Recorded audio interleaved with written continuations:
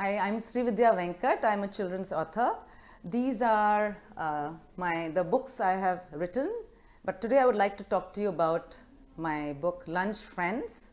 It has been illustrated by Shailja Jain Chogle, and this book is about caring for our environment, about being friends with nature, or even the little living creatures around us, and also about bonding with our grandparents. And it's an inspiring story about for little children, that to tell them that they can do big things even if they are small.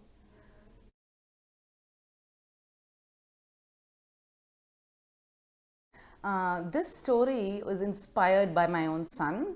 My mother follows this tradition of keeping food at her kitchen window, and when she does that, there are crows and squirrels that come to eat. And as my son was growing up, he was very fascinated by this. I just thought it was about that time I was beginning to write stories for children, having read to my own children over so many years. And so I thought this would be an interesting theme to share with the rest of India and the world. I'm also very fond of multicultural books and writing about, learning about learning and sharing about traditions that, and within India is so diverse. There's so much that can be learned. There's so many things we don't know about cultures within India. And this is just my one small way of sharing what I know with others.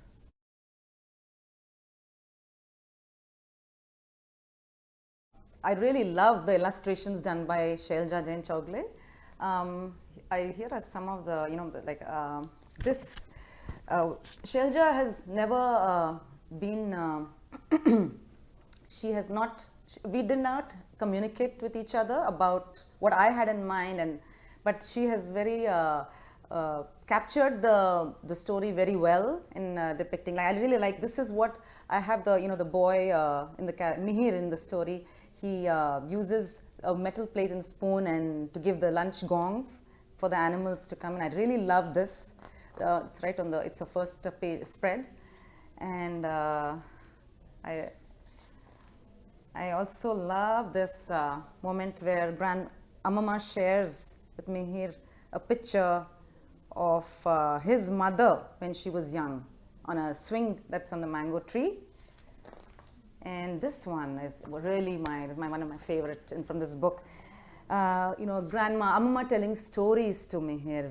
When he doesn't want to eat his lunch, but when she starts telling him story, he's just so engrossed he doesn't realize his lunch is over. So this is something this one I especially love. And of course there are more, plenty. Shailja has done an excellent job, and this is another one, beautiful spread.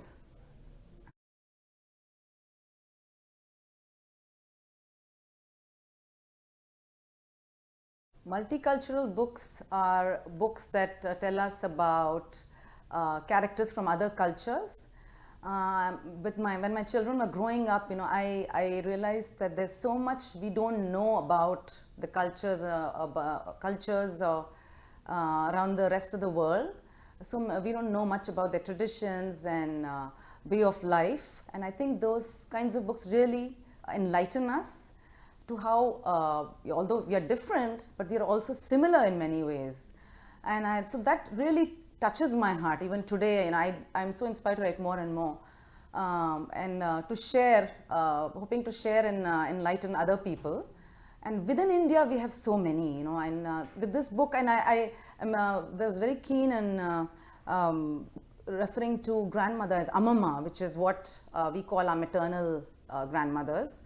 And I think it's just a simple way of introducing children. It's, I think, a South Indian way of saying grandmother. In the Tamilians say Amama for maternal grandmother. But people in the north or in other parts of India may not know that. It's just a different way of addressing your grandma. And that's just one minor thing in this. And also the tradition. The tradition, if you think about it, feeding animals around us is done in many different ways all over India. But this is just one way I thought would be nice to share.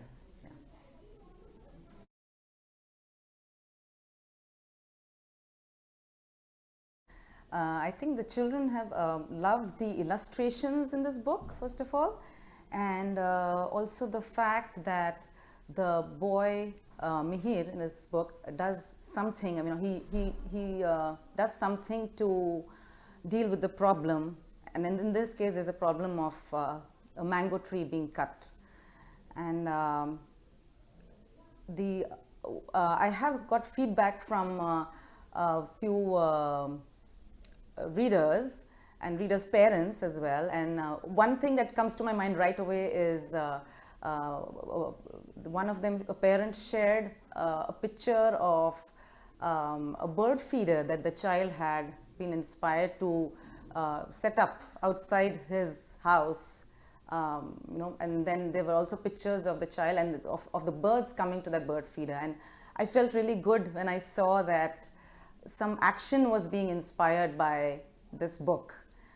And I did have children, the simple message that, even though children are small, they can do big things. It has set, at one session, it set them thinking on how they could do things around them. Even things like reducing the use of, creation of waste, reducing the use of plastics, things like that, reusing things. Those are the kind of responses I got, and I'm hoping the children are continuing to, they are following what they said. Yeah.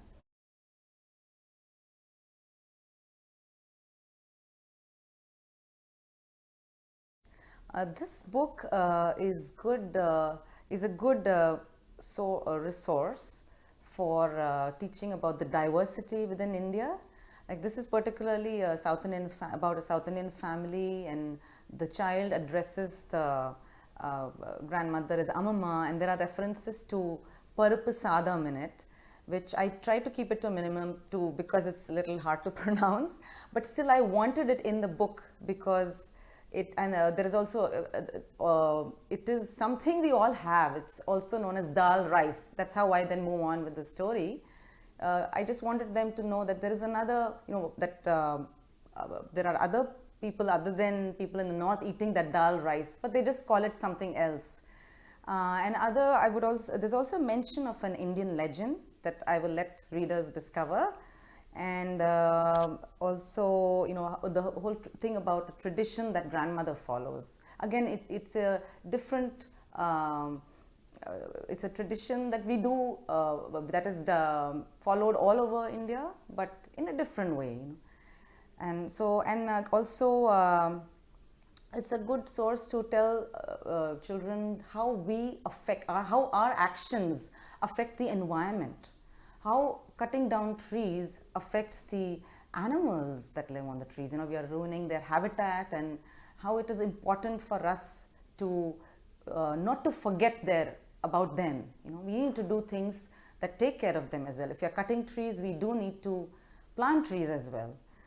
And finally, there is also a reference to change, to passage of time in this story. Some things take time, and we need to understand that and accept that. Some things take time to show results.